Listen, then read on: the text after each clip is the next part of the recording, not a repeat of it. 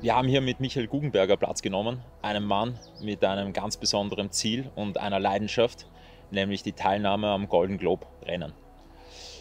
Michael, erzähl einmal ein bisschen was von dir, bevor wir zum Rennen kommen. Okay, wie du schon gesagt hast, mein Name ist Michael Guggenberger. Ich komme aus Süden von Wien und bin ein leidenschaftlicher Segler. Und ja, habe schon viel gemacht in meinem Leben, viele verschiedene Dinge gelernt und auch bis zur Profession gelernt und gemacht. Eben zum Beispiel massieren. Ich habe gelernt, habe ich Zimmerei, ich bin Zimmereigeselle. Habe dann angefangen eben mit Massieren und gleichzeitig angefangen als DJ zu arbeiten in Wien und dann Musikveranstaltungen organisiert. Und die Musikveranstaltungen wieder haben mich in die Gastronomie gebracht. Also eine Gastronomiebefähigungsprüfung habe ich dann auch gemacht. Und allerlei verschiedene Dinge. Die letzten 10 Jahre, bevor ich angefangen habe mit der Segelei, waren dann Kulissen und Requisiten bauen für den Film und Fernsehen in Österreich. Und das war dann in Wirklichkeit auch so ein bisschen das Ding, das mir die Möglichkeit gegeben hat, wild ins Segeln einzusteigen, weil es immer so Projekte waren, 10 Wochen ein Spielfilm, dann 10 Wochen Pause bis zum nächsten Projekt. Und das war ganz wunderbar, um die Segelei zu beginnen sozusagen. Und ja, da habe ich ziemlich wild eine Leidenschaft dafür entwickelt und bin seitdem da voll drinnen. Aber was hat dich dann dazu geritten, quasi einmal um die Welt zu segeln beim Golden Globe Rennen? Und erzähl vielleicht ein bisschen auch, was ist das Golden Globe Rennen eigentlich? Also für mich ist diese Solo-Weltumsegelung so ein bisschen die Meisterarbeit des Offshore-Segelns, sage ich jetzt einmal. Wenn man das Segeln als Handwerk begreifen will, ist das für mich so irgendwie der uppermost thing to do, irgendwie, eine schöne Geschichte. Und habe mich in diese Idee einfach verliebt, schon mit den Büchern, die ich gelesen habe, ganz am Anfang meiner Segelkarriere. Und irgendwann kam eben dieser Punkt, wo Don McIntyre, das ist der Organisator vom Golden Globe Race, das Golden Globe Race ausgeschrieben hat und das ja grundsätzlich alles so gemacht ist, dass man eben als normalsterblicher Mensch mitfahren kann. Und das Golden Globe Race selber ist eben eine Retro-Regatta, solo, nonstop um die Welt, 2018 wieder aufgesetzt als 50-jähriges Jubiläum von dieser damaligen ersten Weltumsegelung nonstop von Robin Knox Johnson. Damals gab es auch ein Rennen und das hat halt der Robin Knox Johnson gewonnen. Der war der Erste, der solo und nonstop um die Welt gesegelt ist.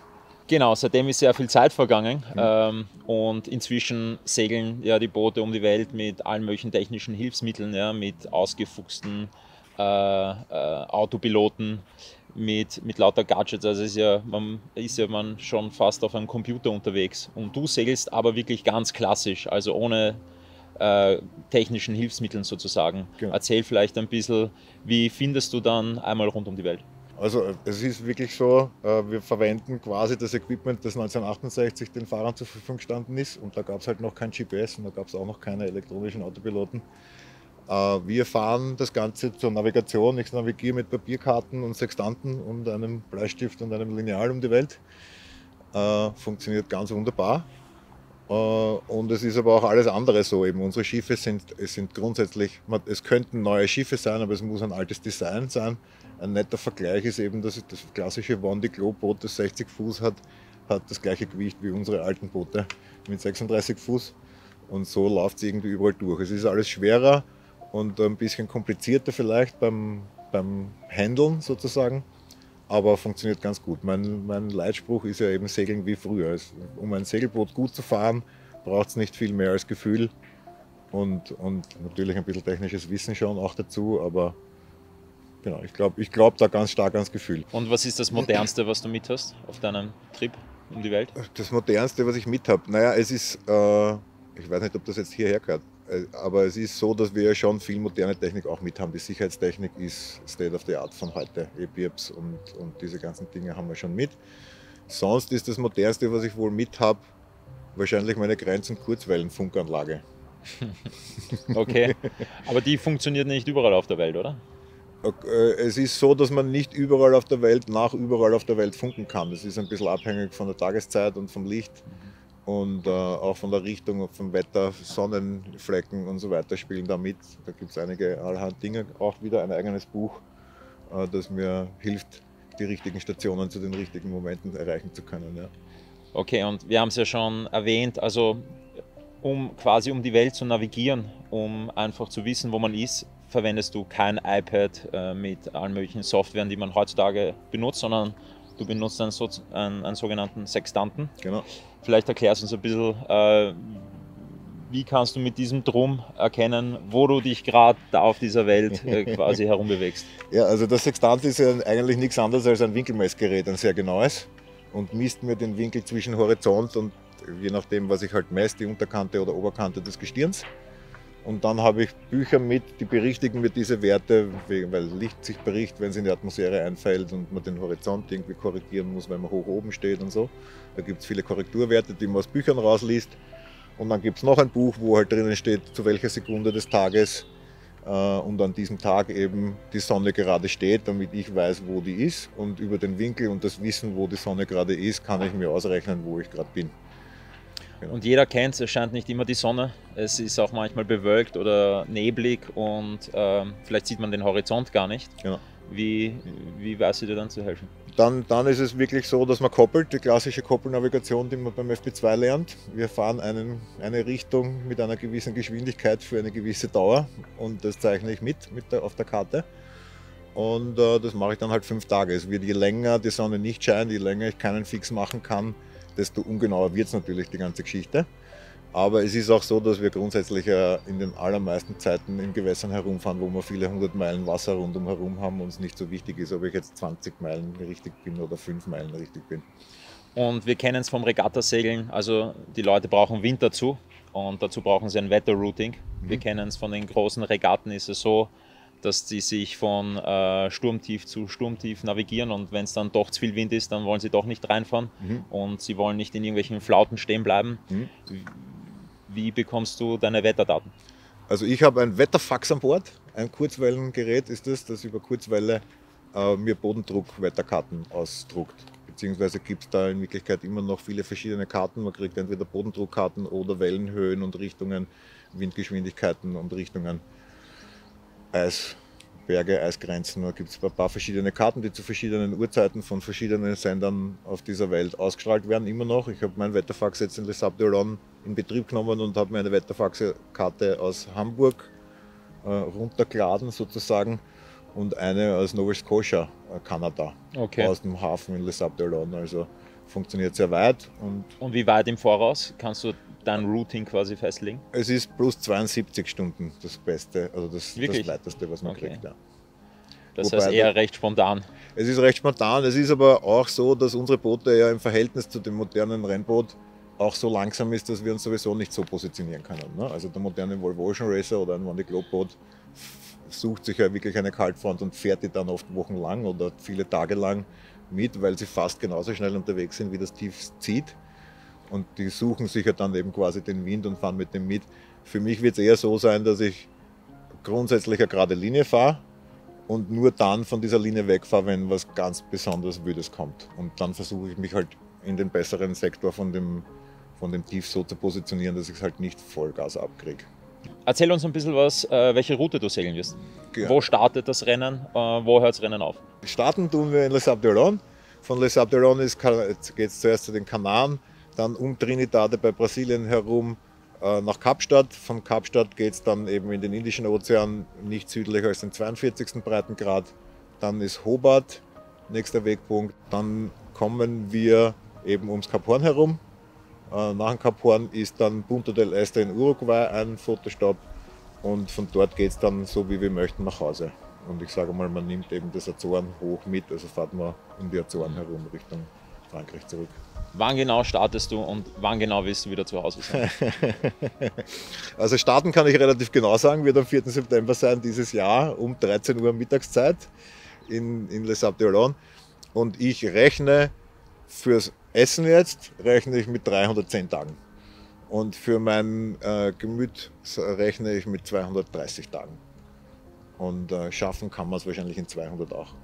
Beim letzten Rennen hat der langsamste 310 Tage gebraucht, der schnellste 210 Tage. Apropos letztes Rennen, wie viele Teilnehmer gab es und wie viele haben es ins Ziel geschafft?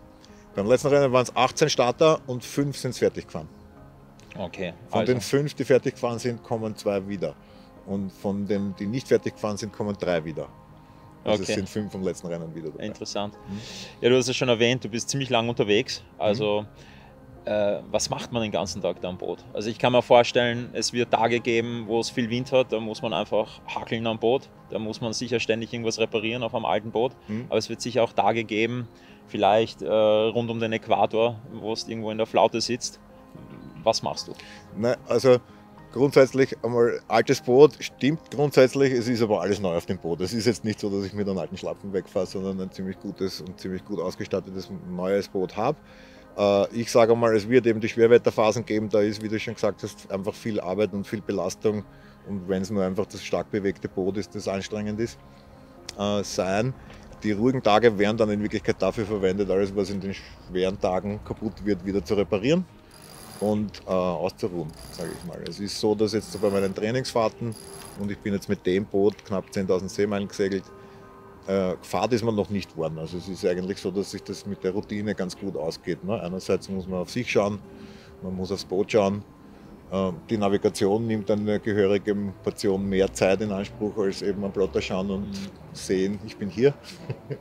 Also es ist einfach ein Fix, sage ich mal, nimmt dir wahrscheinlich 1,5 Stunden des Tages.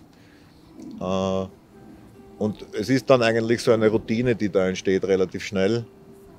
Und bei dieser Routine, ich sage, gibt es dann mal ein paar Tage, wo eben für die 3 Stunden, wo man sonst repariert oder eben im schweren Wetter mehr arbeitet, hat man dann halt Pause. Und dann wird Buch gelesen. Sag ich mal. Und wie viele Stunden wirst du, glaubst du, schlafen am Tag? So aus Erfahrung ist es irgendwo zwischen 1 und 8. Und das ist auch wieder so, wenn es halt nicht anders geht, ist es weniger. Und wenn man dann die Möglichkeit hat, viel zu schlafen, dann tut man das halt auch. Ja. Es gibt ja Geschichten von Seglern, die sehr viel Zeit alleine am Boot verbracht haben und an Schlafmangel leiden, die dann zu halluzinieren beginnen. Hast du Angst davor oder hast du dich irgendwie darauf vorbereitet, dass du vielleicht auch ein bisschen crazy werden kannst am Boot? Es ist durchaus, es ist im Gedankengang immer wieder drinnen, natürlich. Ja. Es ist auch so, dass es von der Rennleitung da quasi Measurements gibt, die das verhindern. Also wir müssen einmal in der Woche mit der Rennleitung telefonieren und die klopfen eben so ein bisschen ab, wie es uns geht, wie es dem Boot geht und was so los ist. Ich selber bin mit meiner Psychotherapeutin in so einem Art Coaching gerade, um eben verschiedenste Stressmomente, sage ich jetzt einmal, irgendwie gut zu bewerkstelligen. Also ich habe jetzt eine quasi Checklisten angelegt, so Notrollen, was ist zu tun, wenn was passiert, und da gibt es eben auch diese dann dabei, wenn irgendwie mental die Geschichte anfängt zu bröseln. Ich kenne die Geschichten, ich selbst habe es noch nicht erlebt. Ich habe mir sagen lassen, dass es dann besonders wild wird, wenn man anfängt, sich mit der Halluzination zu unterhalten. Ich habe derweil noch nicht mal ansatzweise irgend sowas erlebt, muss ich sagen. Ich bin aber auch noch nie jetzt 300 Tage segeln gewesen. Ich bin neu, was du dann erzählst. Ja, ich auch. Ein Stückchen weit ist das eben auch mit ein Grund, warum man solche Abenteuer tut, glaube ich. Es ist eben diese Geschichten rausfinden. Siehst du dich mehr als Regattasegler oder mehr als Abenteurer beim Golden Globe Rennen? Beim Golden Globe Race bin ich sicher mehr der Abenteurer. Es kommt aber grundsätzlich darauf an, auf was für ein Boot ich sitze. Weil ich fahre eben schon auch gerne die Stäbchenregatta. Ich bin eine Zeit lang UFO gesegelt am Attersee und ich habe schon eine große Leidenschaft für die Wettfahrt an und für sich und kann mich da sehr gut reintigern. Es ist eine Wettfahrt und ich mag den Gedanken des kompetitiven Fahrens und der Wettfahrt an und für sich. Aber es geht in allererster Linie mal die Runde zu schaffen und erst dann geht es um die Wertung, würde ich mal sagen. Okay, also du hast quasi 2 Ziele. Erstes ist Ankommen, und wenn du weißt, du wirst ankommen, dann willst du auch gewinnen oder ist ja Natürlich, wurscht? Also nein, wurscht ist es mir nicht. Das ist, ich sage mal, ich werde auf jeden Fall mich bemühen, so schnell wie möglich zu sein, wie es geht. Aber vielleicht mehr aus dem Grund, dass ich mir denke, 200 Tage täten reichen. Ne? Es müssen nicht 300 sein. Also ich möchte einfach schnell sein. Dieses Match, das man sonst eben auf der klassischen Regatta hat, wo man ja auch viel in Sichtweite fährt und sich dann wirklich matcht mit den anderen Booten, dieses Gefühl werden wir nicht haben, nicht viel jedenfalls, weil wir fahren in Les Sables raus und ich sage mal, am 2. Tag sieht man kein anderes Boot mehr. Das heißt, du erfährst gar nicht die Positionen der anderen? Oh jawohl, weil wir in der Flotte und per Funk verbunden bleiben, und es ist auch so, dass sich da jetzt schon so ein bisschen eine freundschaftliche Bande aufbaut und es gibt halt so 2, 3 die halt wirklich ultra ehrgeizig sind und nichts verraten und sich auch in diese Familie, nenne ich es jetzt mal, in die Golden Globe Race Familie nicht eingliedern. Aber der Großteil ist da eben schon sehr stark in der Kommunikation. Wir sind uns halt auch die Nächsten, sage ich jetzt nochmal, für diese 200, 250 Tage. Und das wird genutzt, sage ich mal. Hast du dir irgendwelche besonderen Skills angelernt oder was sind die Qualifikationen deiner Meinung nach, um diese Regatta zu überstehen? Also ich glaube, dass man in Wirklichkeit die Regatta gewinnt vor der Regatta, in der Vorbereitung mit dem Equipment, mit der persönlichen Vorbereitung und all diesen Dingen. Und insofern fühle ich mich auch sehr gut aufgestellt, weil ich sehr viel Zeit dafür investiert habe und mittlerweile das Gefühl habe, dass ich muss nur mehr einkaufen sozusagen, weil das ganze Know-how, das ich brauche, habe ich mir gut angesammelt, glaube ich, in den letzten Jahren. Und jetzt geht es echt nur mehr darum, das Equipment auf einen Top-Stand zu bringen. Von einem sehr guten Stand, wo ich jetzt stehe, zu einem Top-Stand zu bringen in den nächsten 3 Monaten. Was wirst du deiner Meinung nach am meisten vermissen während dieser vielleicht sogar 310 Tage am Wasser auf engstem Raum? Ich würde mal sagen, warme Haut, also Menschliche Nähe und Salat, würde ich mal glauben. Frischen, knackigen Salat, glaube ich, ist das, was mir als erster abgehen wird. Hast du eine Freundin oder Frau, die... Ich bin momentan solo, ne? Okay, also Ja. keiner, der dir quasi nachweint, direkt. Nicht direkt. Ich glaube, es gibt viele, die mir nachweinen, schon, aber keine Freundin. Wird es eine große Abschiedsfeier geben? Eine riesige sogar. Ja? Ja. Es ist so, dass Freunde jetzt von mir gebucht haben in Kärnten 2 Häuser, die an einem See stehen mit 18 Zimmer. Und wir werden da eine Woche lang Abschiedsparty feiern mit 40 Leuten. Und dann ist es so, dass in Les Sables d'Olonne auch recht Halligalli ist mit Race Village vorher und so weiter. Und es kommen eben 20 von meinen Freunden, es kommen 25 Familienmitglieder und Sponsoren und ich weiß nicht was. Also ich glaube, da wird es auch recht Rock'n'Roll geben, noch am Tag vom Start. Ja, Also gleich einmal den Schlafmangel trainieren sozusagen. ja genau. Hey, super, voll interessant. Ich Mhm. glaube, wir werden nicht die Einzigen sein, die dieses Rennen verfolgen werden. Cool. Und ich wünsche dir auf alle Fälle viel Glück, aber auch viel Spaß. Und ich hoffe, du kommst mit vielen interessanten Geschichten zurück. Und die werden wir uns dann auf alle Fälle dann auch noch geben. Super. Danke Ja, dir. Danke dir. Wenn ihr noch mehr Dinge über mich wissen wollt, dann geht am besten auf www.captaincook.com. Dort findet man einerseits viele Bilder und Videos und auch den Link zu meinem YouTube-Kanal und auch den Link zu Instagram und Facebook und allen anderen Geschichten.